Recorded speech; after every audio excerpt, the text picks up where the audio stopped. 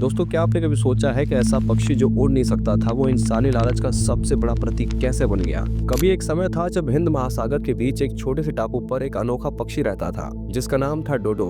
उसे किसी से डर नहीं था, कोई दुश्मन नहीं था, लेकिन उसे ये नहीं पता था कि उसका सबसे बड़ा दुश्मन जल्द ही समुद्र पार करके आने वाला है। वो था इंसान। डोडो की कहानी सिर्फ एक पक्षी के गायब होने की कहानी नहीं है, बल्कि ये कहानी बताती है कि इंसान अपनी जिज्ञासा, लालच और लापरवाही से कैसे किसी प्रजाति को हमेशा के लिए मिटा सकता है। डोडो मॉरिशस द्वीप पर रहता था, जो अफ्रीका के पूर्व में हिंद महासागर में एक छोटा सा स्वर्ग जैसा टापू था। हजारों सालों से यह द्वीप बाकी दुनिया से कटा हुआ था। यहाँ न शिकारी थे, न इंसान, न कोई खतरा। इसलिए डोडो ने अपने उड़ने की क्षमता खो दी, क्योंकि उसे भागने की जरूरत ही नहीं थी। उसके छोटे पंख थे, बड़ा चोंच था और मोटा गोल शरीर। ये जानवर दिन भर फल, बीज और जड़ें खाकर खुश रहता था। जिंदगी शांत थी जब तक 1500 के दशक में इंसान वहाँ नहीं पहुंचे थे। साल 1598 में डच नाविकों का एक दल मॉरिशस पहुंचा। कई महीनों के समुद्री सफर के बाद वे थके हुए थे और भूखे भी थे। जब उन्होंने डोडो को देखा तो वो हैरान रह गए। एक बड़ा मोटा पक्षी जो उड़ नहीं सकता था और न ही भाग सकता था। डोडो को पकड़ना बेहद आसान था और यहीं से शुरू हुआ उसका अंत। नाविकों ने उसे खाने के लिए मारना शुरू कर दिया,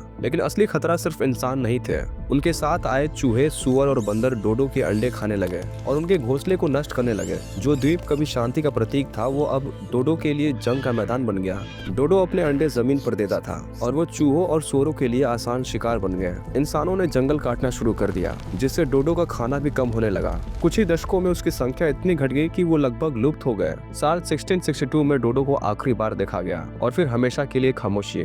हजारों सालों तक जिंदा रहने वाला यह पक्षी इंसानों से मिलने के सिर्फ 100 साल बाद ये पूरी तरह से मिट गया। डोडो का खत्म होना सिर्फ इतिहास नहीं, ये एक आईना है जिसमें हम खुद को देख सकते हैं। कई बार इंसान जानबूझकर नहीं बल्कि अपने लापरवाही से विनाश कर देता है। नाविकों ने कभी ये नहीं सोचा था कि वो इस प्रजाति को हमेशा के लिए मिटा देंगे, लेकिन उनके छोटे छोटे फैसले इतने बड़े परिणाम लाए कि डोडो जैसा पक्षी हमेशा के लिए गायब हो गया। डोडो हमें ये सिखाता है कि एक छोटी सी गलती धरती पर एक बड़ा तबाही मचा सकती है। भले ही डोडो आज जिंदा नहीं है, लेकिन आज वो प्रतीक बन चुका है, विनाश का प्रतीक। जब कोई कहता है डेड एज अ डोडो, तो उसका मतलब होता है कि कुछ जो हमेशा के लिए चला गया। वैज्ञानिक, कलाकार और इन्वायरमेंटलिस्ट आज भी डोडो को याद करते हैं, मजाक में नहीं बल्कि चेतावनी के तौर पर। वो हमें याद दिलाते हैं कि प्रकृति का संतुलन कितना नाजुक है।